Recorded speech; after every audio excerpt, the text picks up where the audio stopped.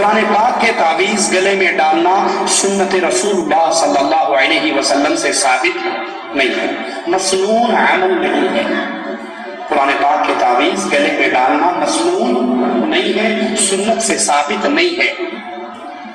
अब आप में से कई लोग सोचते होंगे कि पता नहीं मौलवी साहब का दिमाग खराब है, कुरान पाक में नहीं आता कि अल्लाह ने कुरान को शिफा कहा है। आता या नहीं आता? कुरान शिफा है ना, तो जब कुरान शिफा है तो गले में डाल लो तो क्या हरज है? हमारे यहाँ ज्यादा बहस क्या हरज की रहती है, क्या हरज है? ये भी तो दीन ही है ना, अल्लाह का नाम ही तो डाला है, फातिहा ही तो लिखी है।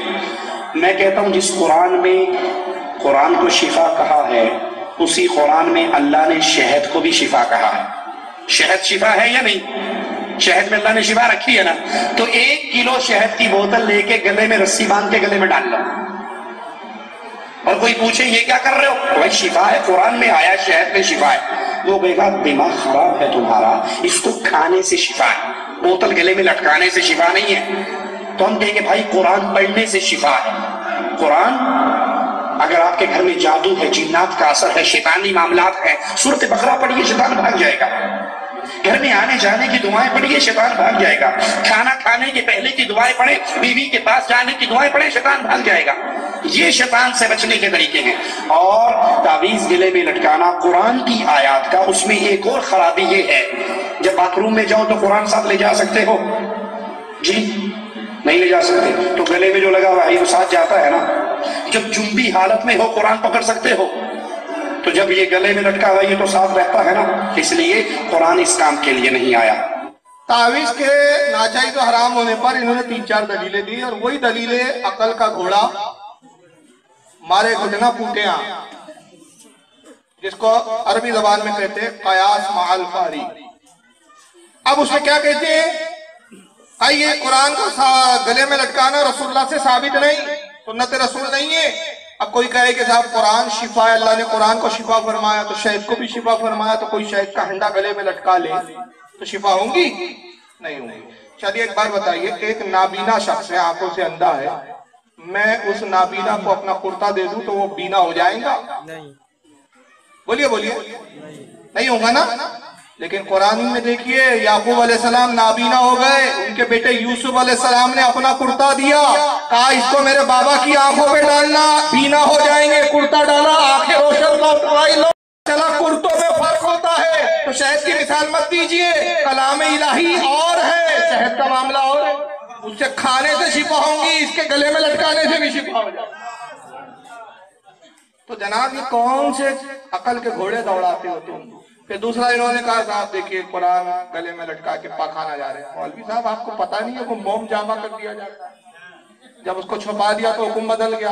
भाई जमजम मोतबर्रिक पानी है या नहीं? पीना बंद कर दो, पेशाबी बन के निकलना है। काहे को पीते हो भाई?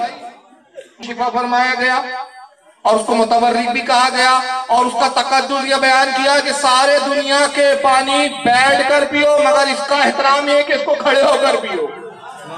और उसका मुतबर्रिक और मोहतरम होना इतना है कि हाजी साहब गए हज करके आए, देखिए उसका मुतबर्रिक होना बता रहा हूँ कि तासीर कैसे बदलती है। मस्जिद में आए हाजी साहब जुमे के दिन, आपके इलाके की मस्जिद में जुमे में आए, और मुतवल्ली साहब से कहा मैं जमजम लाया, पूरी मस्जिद के लोगों को पिलाना है। कितना लाया? छोटी सी बोतल लाया। अरे हाजी साहब ये बॉटल तो मौलाना साहब को भी काफी नहीं हुई। हाँ तो टेंशन मत लीजिए ना, ड्राम भर पानी ला दिया। 1 ड्राम पानी आपने अपनी बीएमसी का बुलवाया और उसमें वो एक छोटी सी बॉटल जमजम की डाल दी। अब कोई ये नहीं कह रहा है कि जमजम कहा गया, आप कह रहा है पूरा ड्राम पानी जमजम हो गया है। तो इसने सारे पानी की तासीर बदल दी। तो जमजम कुछ और है, हमारे यहाँ का पानी कुछ और है, लेकिन उसको वाबस्ता की जमजम से हो जाए तो ये भी जमजम बन जाता है। तो हमारा कलाम और है, अल्लाह का कलाम और है साहब। तो ये मिसालें यहाँ नहीं। अब मौलवी साहब कह रहे थे तौसीफ रहमान साहब किसी साहबी ने तावीज नहीं लिखा, किसी साहबी ने तावीज नहीं लटकाया। मैं एक हदीस दिखा देता हूँ आपको, और ये सही सनद के साथ हदीस है, जामे तिरमिज़ी, सुनन तिरमिज़ी भी कहते हैं, किताबुद दावात, और हदीस नंबर 3528, हदीस नंबर 3528 तिरमिज़ी की। साहिब तिरमिज़ी, सुनन तिरमिज़ी امام ترمذی بیان کرتے ہیں، سند بیان کی انہوں نے، اور پھر حدیث یوں کہتے ہیں ان عمرو بن شعیب عن ابیہ عن جدہ ان رسول اللہ صلی اللہ علیہ وسلم قال، کہتے ہیں کہ حضرت عمرو بن شعیب سے روایت ہے، وہ اپنے والد سے روایت کرتے ہیں، اور وہ اپنے جد سے روایت کرتے ہیں، یعنی اپنے والد صاحب سے، کہ اللہ کے رسول صلی اللہ علیہ وسلم نے ارشاد فرمایا اذا فزع احدکم فی النوم فلیقول، اللہ کے نبی فرماتے ہیں کہ جو رات میں نیند میں ڈر جائے، نیند میں اکثر لوگ ڈر جاتے ہیں، بہت سارے بچے خاص طور سے معاملات ہوتے ہیں نیند میں ڈر جاتے ہیں، تو جو رات میں نیند میں ڈرنے کا معاملہ ہو، نیند کی حالت میں جو ڈر جائے، تو اس کو چاہیے کہ وہ یہ فلیقول، وہ یہ کلمات پڑھے، یہ کلمات، یہ دعا پڑھ کر سو جائے۔ وہ دعا کون سی ہے؟ اعوذ بکلمات اللہ التامۃ من غضبی وعقابی وشر عبادہ ومن ہمزات الشیطان وان یحضرون، یہ دعا آقا کہتے ہیں کہ وہ پڑھ کر سو جائیں، جو نیند میں جس کو ڈرنے کا معاملہ ہو یا نیند کی حالت میں ڈر کے اٹھ جائے تو وہ یہ دعا پڑھ لے، فَإِنَّهَا لَن تَضُرُّهُ، آقا کہتے ہیں کہ پھر وہ خواب، وہ نیند کی حالت میں جو کچھ جو ڈر اس کو پیدا ہوا تھا، وہ چیز اس کو کوئی نقصان نہیں پہنچائے۔ اب یہ تو حضور نے حدیث میں یہ دعا تعلیم فرمائی کہ یہ دعا پڑھو تو اس کی یہ برکت ہے۔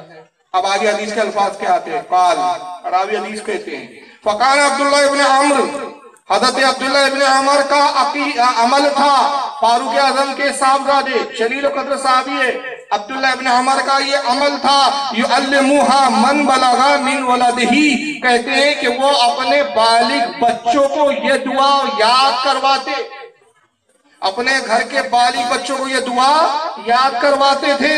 وَمَن لَمْ يَبْلَغُ مِنْهُمْ كَتَبَا فِي سَكٍّ ثُمَّ أَلْقَهَا فِي عُنُوقِهِ، اور جو نابالغ بچے تھے جو یاد نہیں کر سکتے تو یہ دعا وہ کاغذ پر لکھ کر تعویذ بنا کر ان کے گلے میں ڈال دیا کرتے تھے۔ سبحان اللہ،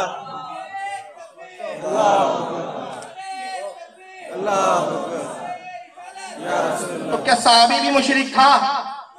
غوث پاک بھی مشرک، صحابی بھی مشرک، امام احمد ابن حنبل بھی مشرک، تمہارے ابن تیمیہ نے لکھا وہ بھی مشرک، اور سرکار غوث اعظم نے جو تعویذ بخار کا لکھا ہے نا، میں بتانا بھول گیا، اس کو ابن قیم جوزی نے بھی اپنی کتاب زاد المعاد جلد نمبر 4 صفحہ 291 پہ بیان کیا اور کہا یہ تعویذ کی تاثیر یہ ہے، امام احمد ابن حنبل نے اس کا تعویذ بنا کر گلے میں لٹکایا، وہ فرماتے ہیں دوسرے دن حال یہ ہوا کہ میں ایسا صحت مند ہوا جیسے مجھے بخار تھا ہی نہیں۔ ابن قیم صاحب بھی لکھ رہے ہیں آپ کے، ابن تیمیہ کے شاگرد، تو ہمت ہو تو ان کو بھی تو مشرک بولو، اور یہ بولنا چھوڑ دو جناب، یہ حدیث ضعیف ہے۔ امام ترمذی آگے خود لکھتے ہیں ھذا حدیث حسن غریب، غریب اس روایت کو کہتے ہیں جو ایک ہی راوی سے آئے، اور یہ حدیث کی سند حسن ہے۔ اب اس کو کتنے علماء نے لکھا یہ میں حوالے پڑھتا جا رہا ہوں، آپ کتابوں کی تعداد گننا، اور میں اس لیے یہ بیان کر رہا ہوں یہ حوالے، حالانکہ بات ختم ہو گئی، ترمذی بہت معتبر سیاح ستہ میں شامل ہے، کافی ہے، لیکن حوالے اس لیے دے رہا ہوں تاکہ یہ حوالوں کی کثرت وہابیوں پہ بوجھ بن جائے، یہ بات ریکارڈ ہو کے جب نیٹ پہ جائے تو ان کو پتا چلے کہ ہمارا شرک کتنا بدترین شرک ہے، نعوذ باللہ، کہ جس کی بنیاد پر 1400 سال تک کوئی امام نہیں بچا، سب مشرک ہے، یہی ایک پکے توحید کے ٹھیکیدار ہیں۔ اس حدیث کو امام ترمذی نے لکھا ہے، پہلا حوالہ حدیث نمبر 3528، اس کو امام احمد ابن حنبل نے بھی لکھا اپنی مسند حدیث نمبر 6696، امام ابن ابی شیبہ جو امام بخاری کے استاد ہے، امام مسلم کے بھی استاد ہے، امام ابو داؤد کے بھی استاد ہے، انہوں نے اپنی المصنف جلد نمبر حدیث نمبر 24013 پہ لکھا اور فرمایا حسن ہے اس کی سند، یہ حدیث ضعیف بھی نہیں ہے۔ امام دارمی، یہ بھی امام بخاری اور امام مسلم کے استاد ہے، امام دارمی نے اپنی کتاب الرد علی الجہمیہ صفحہ 150 پر اس کو لکھا۔ خود امام بخاری نے اپنی کتاب خلقی افعال العباد صفحہ 190 پہ امام بخاری نے اس حدیث کو لکھا۔ آپ نے ہمارے چینل کو ابھی تک سبسکرائب نہیں کیا ہے تو سبسکرائب کریں تاکہ ہر آنے والی نئی ویڈیو آپ تک پہنچ جائے، اور لائک اور شیئر کرنا نہ بھولیں۔